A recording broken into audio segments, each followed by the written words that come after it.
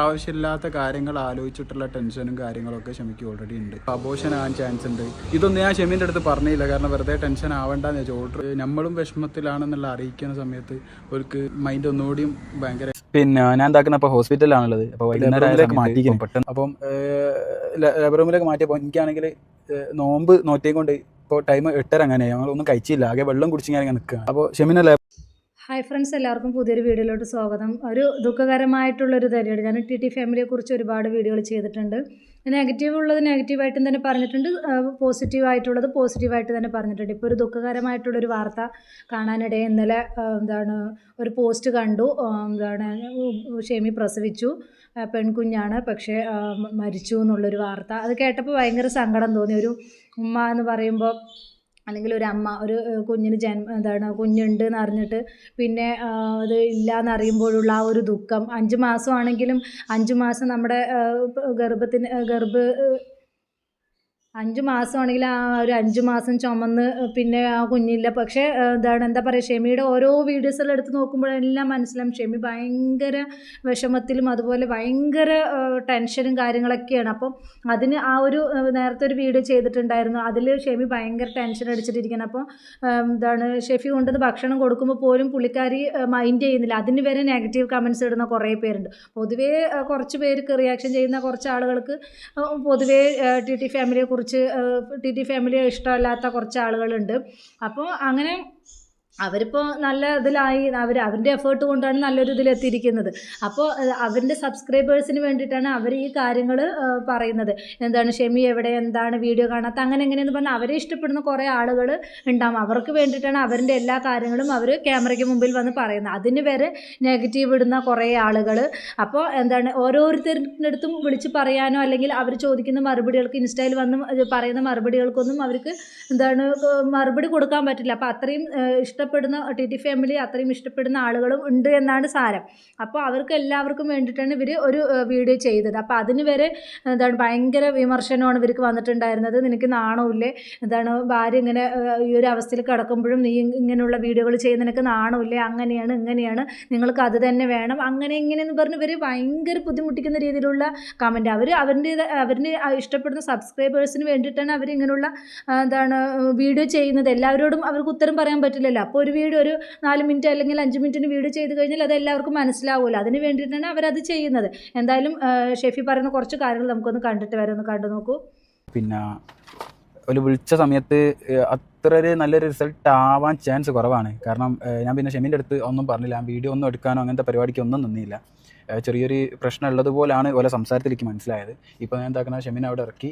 പിന്നെ റോള് പറഞ്ഞ് ഒരു അരമണിക്കൂർ ഇവിടെ വെയിറ്റ് ചെയ്യും, ഡോക്ടർ ചെറിയ പരിപാടിയിലാന്ന് പറഞ്ഞ സമയത്ത് ഏതായാലും ഞാൻ കാറ് പാർക്ക് ചെയ്യുമാണ്, കാർ അവിടെ ഇട്ടേനെ. അപ്പോൾ പാർക്കിങ്ങിലേക്ക് വന്നപ്പം ഏതായാലും എന്നാൽ പിന്നെ വീഡിയോ എടുത്തുകൊണ്ട് അങ്ങോട്ട് പോകാമെന്ന് വിചാരിച്ച്.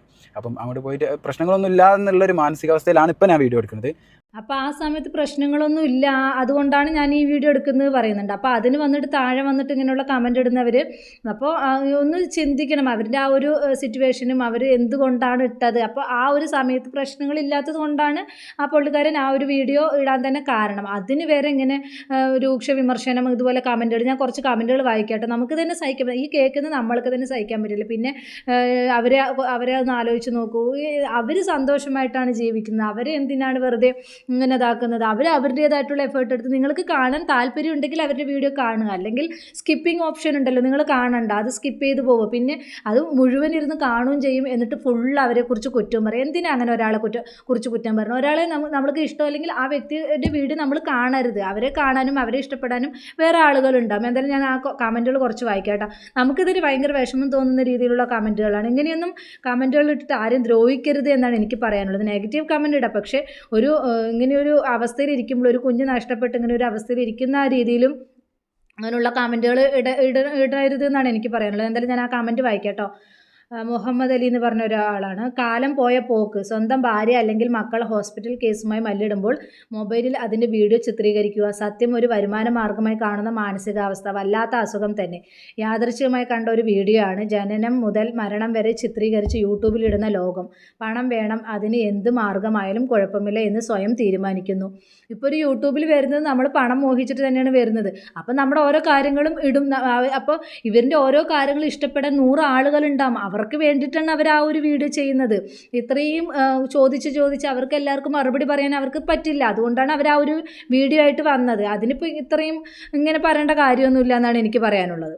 അപ്പോൾ അടുത്ത കമൻറ്റ് ഇങ്ങനെയാണ്: എന്തൊരു ആർത്തിയ പണത്തിന്, ഭാര്യയ്ക്ക് പ്രസവ വേദന, ഭർത്താവിന് വീണ വായന, ഭാര്യയുടെ കൂടെ ഉണ്ടാവേണ്ട സമയത്ത് വീഡിയോയ്ക്ക് റീച്ച് ഉണ്ടാക്കുന്നു. നിന്നെ കാണുമ്പോൾ റിഫ മരിച്ചപ്പോൾ മെഹനാസ് വീഡിയോ എടുത്ത പോലെ ഇങ്ങനെ ഉണ്ടാക്കുന്ന പണം കൊണ്ട് എവിടെയും എത്തില്ല എന്ന് പറയുന്നുണ്ട്. അങ്ങനെ എന്തിനു ശപിക്കുന്ന വാക്കുകൾ പറയുന്നത്?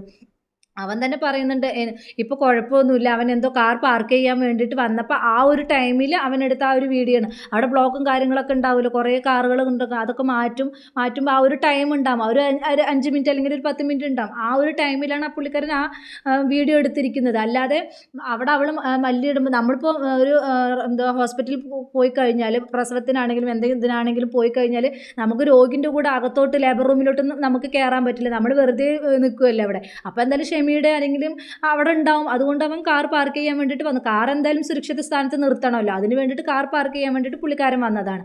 അല്ലാതെ അതിന് വരെ ഇങ്ങനെയുള്ള ഇതിട്ടിട്ട് ഇങ്ങനെയൊക്കെ പറയരുത് എന്നാണ് എനിക്ക് പറയാനുള്ളത്. അടുത്ത കമൻറ്റ് ഇങ്ങനെയാണ്: ഉളുപ്പ് എന്ന് പറയും നമ്മുടെ നാട്ടിൽ, കൊടുവള്ളിക്കാരൻ ഇങ്ങനെ തന്നെ പറയട്ടെ. ഈ പറഞ്ഞ ഉളുപ്പ് എന്ന സാധനം നിനക്ക് കുറച്ചുണ്ടെങ്കിൽ നീ ഇപ്പോൾ ഇങ്ങനെ ഒരു വീഡിയോ ഇട്ട് നിൽക്കലില്ല. നല്ല ആണത്തമുള്ളവർ ചെയ്യുക. വൈഫിൻ്റെ കൈപിടിച്ച് അടുത്ത് നിന്നാൽ തന്നെ പെണ്ണുങ്ങൾക്ക് സന്തോഷം കൊടുക്കുക, അതിലും വലിയ മറ്റൊന്നുമില്ല. അല്ലാതെ ഇവിടെ വന്ന് പൈസ ഉണ്ടാക്കാൻ വേണ്ടി വീഡിയോ ചെയ്ത് നിൽക്കുന്നതിലും നല്ലത് നിനക്ക് ചീഞ്ഞ ഉള്ളി കയ്യിൽ തേച്ച് മണപ്പിക്കുന്നതാണ് നല്ലതെന്ന് അറിയുന്നു. അങ്ങനെയൊക്കെ എന്താണ് അമീൻ എന്താണ് മുസ്ലിമാണ്, റമദാൻ മാസത്തിലാണ് ഇങ്ങനെയുള്ള വാക്കുകളൊക്കെ പറയുന്നത്. അപ്പോൾ എന്താണ് ആ പുള്ളിക്കാരൻ അവൻ പറഞ്ഞല്ലോ, അവൻ്റെ അത് എന്തുകൊണ്ടാണ് എങ്ങനെയാണെന്നുള്ളത് മനസ്സിലാക്കിയിട്ട് ഇങ്ങനെയുള്ള കമൻറ്റ് ഇടണം. അല്ലാതെ എന്തെങ്കിലുമൊക്കെ എന്താണ് നിങ്ങൾക്ക് ആ ദേഷ്യം, അയാളോട് ദേഷ്യം ഉണ്ടെങ്കിലും അത് ഇങ്ങനെയുള്ള അവസരത്തിൽ ഈ കമൻറ്റ് രൂപേണയല്ല ഇടേണ്ടത്.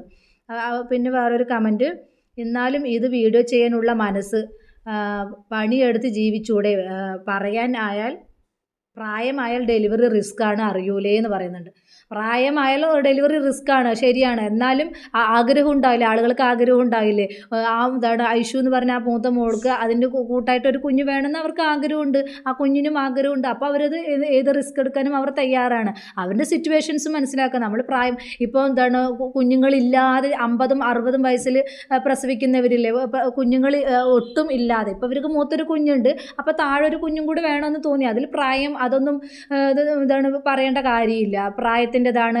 ഓരോരുത്തർക്ക് ആഗ്രഹമല്ലേ, ആഗ്രഹം ഉണ്ടാകും. ആ ആഗ്രഹത്തിന് അവരത് അൽഹംദുലില്ലാ അവർക്കൊരു കുഞ്ഞു കൊടുക്കുകയും ചെയ്തു. പക്ഷേ എന്താ പറയുക, ഇങ്ങനെയാണ് സംഭവിച്ചത്. അത് അള്ളാൻ്റെ വിധി, അല്ലാതെ നമുക്കൊന്നും പറയാൻ പറ്റില്ല. പ്രായമായ ഡെലിവറി റിസ്ക് ആണെന്ന് പറഞ്ഞിട്ട് നമുക്ക് പ്രസവിക്കാതിരിക്കണം, അല്ലെങ്കിൽ നമുക്കൊരു കുഞ്ഞുങ്ങളായിട്ടില്ല എന്ന് പറഞ്ഞിട്ട് നമ്മൾ പ്രസവം റിസ്ക് ആണെന്ന് പറഞ്ഞിട്ട് നമ്മൾ പ്രസവിക്കാതിരിക്കുമോ? അതൊന്നുമില്ല. അതൊക്കെ ഓരോരുത്തരുടെ സ്വപ്നമാണ്. ഒരു കുഞ്ഞ് അല്ലെങ്കിൽ ഒരു കുഞ്ഞിന് വേറൊരു കുഞ്ഞും കൂടെ തൊണാന്നുള്ളതൊക്കെ നമ്മുടെ സ്വപ്നമാണ്. അതാണ് അവരും ചെയ്തത്, അതല്ലാതെ വേറൊന്നുമല്ല. പിന്നെ ഒരു കമൻറ്റ് ഇങ്ങനെയാണ്: യൂട്യൂബിൽ പ്രസവം കൂടി ഉണ്ടാകുമെന്ന് വിചാരിച്ചിരുന്നു.